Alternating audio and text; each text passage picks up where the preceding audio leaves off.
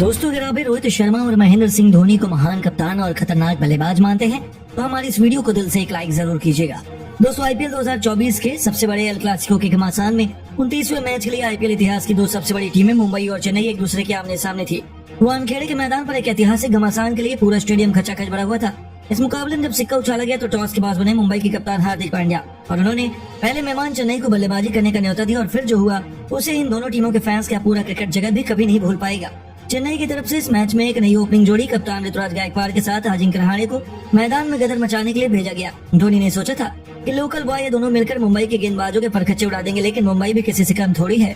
भले ही पहले ओवर में रहाणे ने चौका मारकर अपना खाता खोला, लेकिन कुवैत ने दूसरे ओवर में ही रहाणे को पवेलियन का रास्ता दिखाकर चेन्नई के प्लान पर पानी फेर दिया। जहां रहाणे ने न केवल 5 रन बनाकर वापस लौटे तो उनके आउट होने के बाद मैदान में उतरे रचिन रवीन के लिए भी रन बनाना आसान नहीं था। मुंबई के गेंदबाज गेंदे नहीं बल्कि आके गोले बरसा रहे थे। चेन्नई के इन दोनों बल्लेबाजों को उन्होंने एक एक रन के लिए तरसा दिया। पहले 4 ओवर में चेन्नई केवल 24 रन बना पाई थी। हालांकि 5वें ओवर में उन्होंने गेम में बदलाव किया। ऋतुराज गायकवाड़ ने कुवैत को आड़े हाथों लेते हुए इस ओवर में एक छक्का और 2 खतरनाक चौकों की बदौलत 5 ओवर में अपनी टीम को 38 रनों तक पहुंचा दिया। पावर प्ले के आखिरी ओवर में इन दोनों खतरनाक बल्लेबाजों ने 2 खतरनाक चौके लगाए और 6 पावर प्ले में अपनी टीम को 48 रनों तक 1 विकेट के नुकसान पर पहुंचा दिया था, जो इतना बड़ा स्कोर तो नहीं माना जा रहा। तभी अच्छी बैटिंग कर रहे रचिन रवीन भी श्रेयस गोपाल के जाल में फंस गए और 16 गेंद पर 2 चौकों और 1 छक्के की बदौलत 21 रन बनाकर उन्हें वापस लौटना पड़ा और 9 ओवर में चेन्नई 65 रन बनाकर 2 बल्लेबाजों को खो चुकी थी। मुंबई ने पूरे तरीके से इस मैच में शिकंजा कसा हुआ था। हालात को देखते हुए ऐसा लग रहा था कि चेन्नई की टीम 150 रन भी नहीं बना पाएगी, लेकिन दोस्तों उसके बाद यमराज बनकर शिवम दुबे ने मैदान में उतरते ही अपने बल्ले से ऐसा तांडव ऋतुराज के साथ मिलकर मचाया कि पूरे मैच की दिशा दशा को ही पलट कर रख दिया। जी हाँ, शिवम दुबे को देखकर ऐसा लगा कि वह सर पर कफन बांध कर आए हैं। आते ही 10वें ओवर में हार्दिक पांड्या को नानी याद दिलाते हुए इस खिलाड़ी ने एक के बाद एक 3 खतरनाक चौकों के हैट्रिक बटोरी और दूसरी तरफ ऋतुराज गायकवाड़ के बल्ले ने भी दहाड़ लगानी शुरू कर दी थी। इस खिलाड़ी ने 12वें ओवर में एक जबरदस्त छक्का लगाकर अपनी टीम को 12 ओवर में 102 रनों तक पहुंचा दिया। चेन्नई मुकाबले में मजबूत स्थिति में आने लगी थी। कप्तान ऋतुराज गायकवाड़ ने 13वें ओवर में कुवैत को छक्के के लिए भेजकर केवल 33 गेंद में लोन वॉरियर की तरह अपना अर्धशतक पूरा किया और इतिहास के पन्नों में अपना नाम सुनहरे अक्षरों में लिखवाया। उनकी धाकड़ बल्लेबाजी की वजह से चेन्नई मुंबई पर दबाव बनाने लगी थी। चेन्नई के गेंदबाजों के पसीने छूटने अभी से शुरू हो चुके थे। एक तरफ ऋतुराज के सिर पर खून सवार था, दूसरी तरफ शिवम दुबे ने अपने बल्ले से तबाही मचाने के इरादे से आए थे। खास तौर पर 14वें ओवर में रोमारियो सेफर्ट की धज्जियां उड़ाते हुए शिवम दुबे ने 2 खतरनाक छक्के और 1 चौका लगाकर मारे। जाते जाते ओवर के आखिरी गेंद पर गायकवाड़ ने भी चौका ठोककर इस ओवर में कुल 22 रन बटोर डाले। मैदान वानखेड़े का था, लेकिन नारे चेन्नई के गूंज रहे थे। मुंबई के फैंस के पसीने छूटते हुए साफ तौर पर देखा जा सकता था। यहाँ तक कि अगले ओवर में भी इन दोनों खिलाड़ियों ने मिलकर 17 रन बटोर लिए। 15 ओवर में चेन्नई 149 रन बना चुकी थी। हार्दिक पांड्या की पहली गेंद पर शिवम दुबे ने सिंगल लेकर केवल 28 गेंद में अपना खौफनाक 50 ठोक दिया। रोहित का कोई भी प्लान काम नहीं कर रहा था और मुंबई खेमे में हाहाकार मचा हुआ था। ऐसा लगा था कि आसानी से चेन्नई 200 या 220 रन भी बना देगी, क्योंकि इन दोनों के बीच एक रिकॉर्ड तोड़ पार्टनरशिप हो चुकी थी। लेकिन तभी मुंबई की वापसी का शंखनाद होता है। हार्दिक पांड्या ने ऋतुराज गायकवाड़ को अपने जाल में फंसाया और अपनी टीम को सबसे बड़ी सफलता दिला दी। जहां ऋतुराज 40 गेंद पर 5 चौकों और 5 तूफानी छक्कों से सजी 69 रनों की खौफनाक पारी खेलकर वापस लौटे। अब मैदान पर दुबे का साथ निभाने के लिए डेरे मिचेल को भेजा गया, लेकिन ऋतुराज के विकेट के बाद मानो रनों की रफ्तार में बिल्कुल लगाम से लग गई। 19 ओवर में चेन्नई बावजूद उसके 180 रनों तक पहुंच चुकी थी। आखिरी ओवर में गेंदबाजी करने के लिए हार्दिक ने अपनी दूसरी गेंद पर डेरे मिचेल को अपने जाल में फंसा लिया, लेकिन उसके बाद हुआ असली चमत्कार। जब मैदान में उतरे महेंद्र सिंह धोनी 42 साल के इस खिलाड़ी की एंट्री पर स्टेडियम में ऐसा शोर हुआ कि मानो चेन्नई ने आईपीएल ही जीत लिया हो। हार्दिक पांड्या ने उन्हें हल्के में लेने की गलती की थी, लेकिन ये उनकी सबसे बड़ी भूल साबित हुई। आते ही धोनी ने हार्दिक का स्वागत लॉन्ग ऑफ के ऊपर से एक आसमानी छक्के से किया, जिसने हार्दिक से लेकर रोहित के पसीने छुड़ा दिए। वहीं अगली गेंद को उन्होंने इस बार लॉन्ग ऑन की दिशा में स्टेडियम के दूसरे स्टैंड में छक्के के लिए डिपॉजिट किया, जो लगातार 5वीं गेंद पर उन्होंने अपने बल्ले से एक और तूफानी झटका जड़कर न केवल तूफानी छक्कों की हैट्रिक बटोरी बल्कि अपनी टीम को 200 रनों के पार भी पहुंचा दिया। हालांकि अंतिम गेंद पर केवल 2 रन ले पाए, जिसकी खौफनाक बल्लेबाजी से चेन्नई ने 20 ओवर में 206 रनों का पहाड़ जैसा स्कोर खड़ा किया। जहां अंत तक नाबाद रहते हुए धोनी ने 4 गेंद पर 3 तूफानी छक्कों की बदौलत 20 रन ठोके। वहीं शिवम दुबे ने 38 गेंद पर 10 खतरनाक चौकों और 2 छक्कों से सजी 66 रनों की बहुमूल्य पारी का योगदान दिया। दोस्तों, अब इतने बड़े माउंट एवरेस्ट जैसे लक्ष्य का पीछा करने के इरादे से रोहित शर्मा के साथ पाकर डायनामो ईशान किशन की खतरनाक जोड़ी मैदान में उतरी थी, जिनके कंधों पर अपनी टीम को एक धाकड़ शुरुआत दिलाने की इंपॉर्टेंट जिम्मेदारी थी। पहले ओवर में ही रोहित के सामने तुषार देशपांडे थे, जिन्होंने पहले 4 गेंद पर रोहित को अच्छा सा खासा परेशान किया, लेकिन 5वीं गेंद पर रोहित ने मैदान को चीरते हुए जबरदस्त चौके से अपना खाता खोला।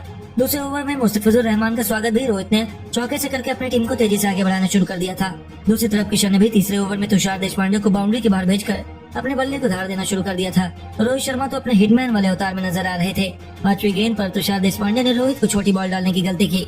तब रोहित ने अपने ट्रेडमार्क पुल शॉट से स्टेडियम के दूसरे स्टैंड में छक्के के लिए डिपॉजिट कर दिया गेंद को और वानखेड़े के मैदान पर रोहित किनारों पर झूमने को मजबूर कर दिया। 3 ओवर में ही उन्होंने अपनी घातक बल्लेबाजी से मुंबई को 25 रनों तक पहुंचा दिया।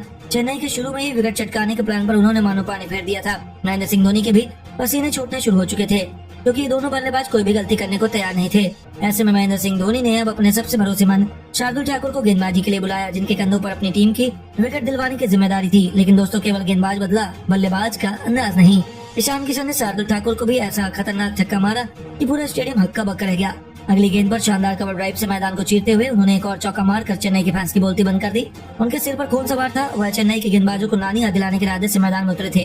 5वें ओवर में मुस्तफिजुर का स्वागत उन्होंने कवर के क्षेत्र से चौके से किया। फिर अपने पुल शॉट से दूसरी गेंद को 90 मीटर दूर आसमानी छक्के के लिए डिपॉजिट कर उन्होंने सबका दिल जीत लिया। इसी ओवर की आखिरी गेंद पर ईशान किशन ने भी सन गेंदबाज को आगे आ रहे हाथों लेते हुए चौका लगाया और 5 ओवर में अपनी टीम को रॉकेट की रफ्तार से 53 रनों तक पहुंचा दिया। मुंबई की टीम आसानी से जीत की तरफ बढ़ रही थी और चेन्नई के हाथों से रेत की तरह मैच निकलता जा रहा था। बड़ी बेदर्दी से रोहित शर्मा चेन्नई के गेंदबाजों की कुटाई कर रहे थे। हर एक गेंदबाज बीच मैदान में ही आंसू बहाता हुआ दिख रहा था। आखिरी ओवर में उन्होंने शार्दुल ठाकुर के खिलाफ 2 खतरनाक चौका लगाकर मुंबई को 63 रनों तक पहुंचा दिया और मुंबई की एक आसान से जीत की नींव बिछा दी। ऐसा लग रहा था कि यहाँ से मुंबई तो आसानी से जीत जाएगी, कि केवल 84 गेंद पर 144 रन चाहिए थे और जिस टीम में रोहित से लेकर हार्दिक और सूर्या जैसे बल्लेबाज हो, उस टीम के लिए इस लक्ष्य का पीछा करना उतना मुश्किल तो नहीं था। यानी कि अंतिम ओवर तक चलने वाले रोमांचक मुकाबले में एक नया इतिहास एक बार फिर लिखा जाने वाला था। हालांकि दोस्तों, तभी मैच में आया एक ट्विस्ट। पारी का 8वां ओवर लेकर धोनी ने अपने सबसे खतरनाक गेंदबाज माथिसा पथराना को बुलाया और इस खिलाड़ी ने आते ही ऐसा तहलका मचाया कि पहले ईशान किशन को पवेलियन का रास्ता दिखाकर मुंबई को पहला झटका दिया, तो बैटिंग करने उतरे सूर्या को उन्होंने खाता भी खोलने को मौका नहीं दिया और लगातार 3 गेंद के भीतर ही गिरे 2 विकेटों ने इस मैच को बुरे तरीके से फंसा दिया। और मैदान पर कप्तान हिटमैन का साथ निभाने के लिए तिलक वर्मा आ चुके थे। उन्होंने रोहित के साथ मिलकर ताबड़तोड़ बल्लेबाजी का नजारा दिखाया और चेन्नई को मैच में वापसी तो बिल्कुल भी नहीं करने दी। एक तरफ रोहित अपने बल्ले से तहलका मचा रहे थे। देखते ही देखते इस खिलाड़ी ने केवल 29 गेंद पर अपना तूफानी अर्धशतक ठोक दिया। 10 ओवर में अपनी खतरनाक बल्लेबाजी से मुंबई को 90 रनों तक पहुंचाया। वहीं 11वें ओवर में इन दोनों खिलाड़ियों ने मिलकर 18 रन बटोरकर 11 ओवर में ही मुंबई को 108 रनों तक पहुंचा दिया था। रोहित शर्मा तो केवल चौके छक्कों से डील कर रहे थे। सामने कोई भी गेंदबाज आता उसकी पिटाई होनी तो निश्चित थी। 13 ओवर में मुंबई 124 रन बना चुकी थी। एक बार फिर मुंबई आसानी से जीत की तरफ बढ़ रही थी। हालांकि तभी एक बार फिर पथराना ने आते ही मैच में रोमांच जिंदा किया और 14वें ओवर में तिलक वर्मा को वापस भेजकर उन्होंने मुंबई को मुश्किल में जरूर डाला था। तिलक वर्मा 20 गेंद पर 5 चौके की बदौलत 31 रन बनाकर वापस लौटे और यहाँ से तो ऐसा लगा कि मैच का पासा ही पलट गया। मैदान में उतरे हार्दिक पांड्या टेस्ट मैच खेलने के लिए आए थे। 15 ओवर में मुंबई की टीम 132 रन बना पाई थी। आखिरी 5 ओवर में मुंबई को 75 रन चाहिए थे, तो गरीबी में आटा गीला हार्दिक पांड्या अभी भी केवल 6 गेंद पर 2 रन बनाकर वापस लौट गए। मैच चेन्नई की झोली में जा रहा था और अब रोहित के साथ निभाने के लिए टीम डेविड मैदान में उतर चुके थे। उन्होंने आते ही लगातार 2 गेंद पर 2 तूफानी छक्के ठोककर अपना खाता खोला, लेकिन दोस्तों वह भी 5 गेंद पर 13 रन बनाकर वापस लौट गए। 17 ओवर में मुंबई में 154 रन बना लिए थे। आखिरी 18 बॉल में जीत के लिए उन्हें केवल 53 रन चाहिए थे। रोहित 83 रन बनाकर खेल रहे थे और रोमारियो सेफर्ड जैसे खिलाड़ी मैदान में मौजूद थे। मोहम्मद नबी का आना बाकी था और हालात देखकर तो ऐसा लग रहा था कि मुंबई मुकाबला जीत सकती है।